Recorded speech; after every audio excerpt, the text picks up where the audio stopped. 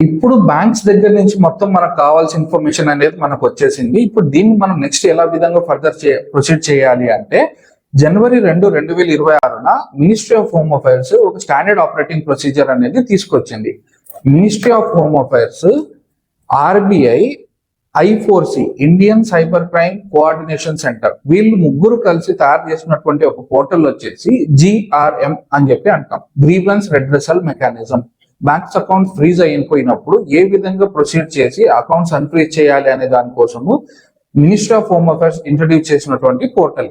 ఇప్పుడు దీంట్లో వచ్చేసి మనకు బ్యాంక్ డీటెయిల్స్ వచ్చాయి, డిస్ప్యూటెడ్ ట్రాన్సాక్షన్ అమౌంట్ ఇచ్చేసింది, అక్నాలెడ్జ్మెంట్ నంబర్స్, ఇవన్నీ డీటెయిల్స్ మనకు వచ్చేసాయి. ఆ ట్రాన్సాక్షన్ సంబంధించి మీకు రిలేషన్ ఉందా, రిలేషన్ లేదా. ఇన్ కేస్ ఆ ట్రాన్సాక్షన్ సంబంధించి మీకు రిలేషన్ లేకపోతే మీరు అదే డీటెయిల్, నాకు సో అండ్ సో ట్రాన్సాక్షన్ వల్ల ఈ అమౌంట్ వచ్చింది, దీనికి నాకు సంబంధం లేదు, ఇది నా లెజిటిమేట్ ట్రాన్సాక్షన్ అని చెప్పి మీరు ప్రూవ్ చేయగలిగినటువంటి ఏదైనా ఎవిడెన్స్ మీ దగ్గర ఉంటే అదే ట్రాన్సాక్షన్ ని మీరు నెక్స్ట్ ఏం చేయాలి అంటే మళ్ళీ బ్యాంకుకు వెళ్ళి ఈసారి ఇంకొక లెటర్ అనేది ఇవ్వాలి. బ్యాంక్ మేనేజర్ ఏం లెటర్ ఇస్తారు అంటే, సార్ కైండ్లీ ఈ so and so detail transaction details ఉన్నటువంటి డిస్ప్యూట్ ని నేను రిజాల్వ్ చేయాలనుకుంటున్నాను.